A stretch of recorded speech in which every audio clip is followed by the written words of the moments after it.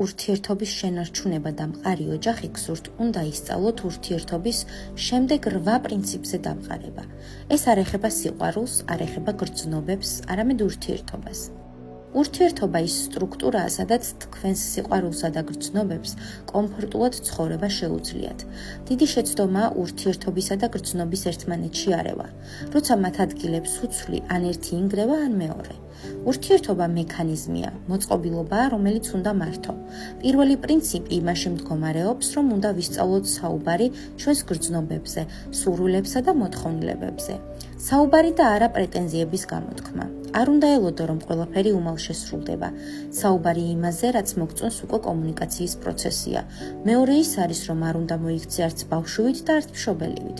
თუ ბავშვის ან მშობლის როლს თამაშობთ, ვიღაც წუწუნებს, ვიღაცას პრეტენზიები აქვს, ვიღაც საყვედურობს, ვიღაც თავს იმართლებს, ვიღაც მსხვერპლია, ვიღაც მკაცრი, აღმზრდელი და ასე შემდეგ. ეს მიდგომები არ ერგება პარტნიორის, ქალისა და მამაკაცის ურთიერთობას. ურთიერთობას, სადაც სიყვარული და გრძნობებია. ბავშვისა და მშობლის როლები რომ არ ვითამაშოთ ერთმანეთთან, პირველ რიგში უნდა ვისწავლოთ პირადი გადაწყვეტილებების დამოუკიდებლად მიღება და პარტნიორსაც უნდა მივცეთ ამის უფლება. მესამე პრინციპი. უნდა ავირიდოთ ტოტალური შერწყმა ურთიერთობაში. რას გულისხმობ? უნდა გამონახო დრო იმისათვის, რაც გამხიარულებთ ორივეს და მარტო შენ, ცალკე აღებულს. მეოთხე, უნდა გამოყო სივრცე პირადი განვითარებისა და რეალიზაციისათვის. ამასთანავე უნდა მიიღოთ ის ფაქტიც, რომ მსგავსი ტიპის სივრცე თქვენს პარტნიორსაც სჭირდება.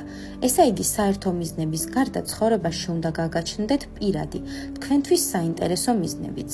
მეხუთე, არ უნდა ელოდოთ ერთმანეთისაგან რაიმე სახის სრულყოფილებას.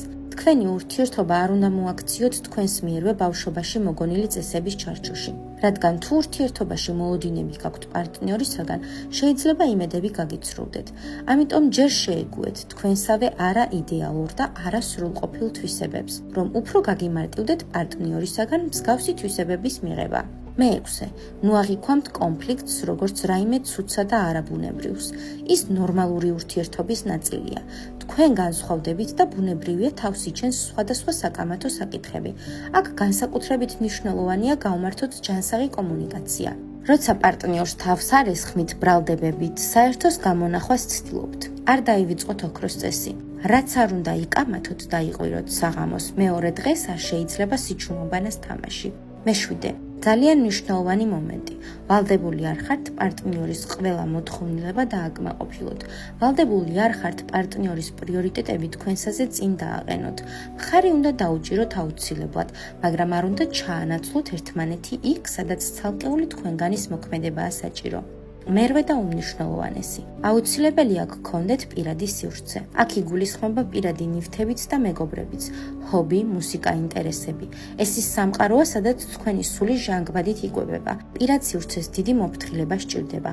არ შეიძლება პარტნიორის პირად სივრცეს ვუყუროთ დამცინავად, ირონიულად. ეს ის ადგილია, სადაც საკუთარი თავის რეგენერაციას, აღდგენას ახდენთ ყოველი კამათის კონფლიქტისა და უკმაყოფილების შემდეგ. ეს სწორედ ის რესურსია, რომელიც კვებავს და ავსებს მთელი თქვენი ურთიერთობის სისტემას. გახსოვდეთ, როგორც შიხშიც არ უნდა მოექცეს თქვენი ურთიერთობა, თუ თქვენ სიყვარული და გრძნობები გაკავშირებთ, ურთიერთობა მხოლოდ სტრუქტურაა, რომლის აღდგენაც და გამართვაც ყოველთვის შესაძლებელია.